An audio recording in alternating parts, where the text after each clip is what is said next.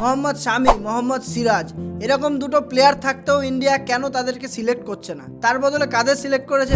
হর্ষিত রানা, প্রসিদ্ধ কৃষ্ণা। তারা নিঃসন্দেহে ভালো বোলার, কিন্তু আমাদের কাছে তারা অ্যাভেলেবেল থাকতে মোহাম্মদ শামি, সিরাজকে কেন আমরা টিমের মধ্যে নিচ্ছি না? পুরোপুরি সাইড লাইনই করে দিয়েছে। তারা কিন্তু দুজনে শাহেদ মুস্তাক আলী ট্রফি খেলছে এবং তার মধ্যে কিন্তু তাদের পারফরমেন্সও ব্যাপক রয়েছে। মোহাম্মদ শামি লাস্ট ম্যাচে তো 4 ওভারও বল না করে 13 রান দিয়ে 4খানা উইকেট অবধি তুলেছে।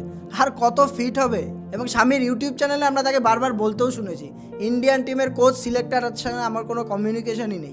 सिलेक्शन मैं पहले भी बोल चुका हूँ, ये मेरे हाथ में नहीं है। और अगर ऐसा फिटनेस का कोई इशू है तो मैं यहाँ नहीं होना चाहिए था। तो मुझे नहीं लगता कि मुझे इस चीज़ में बोलने की ज़रूरत है।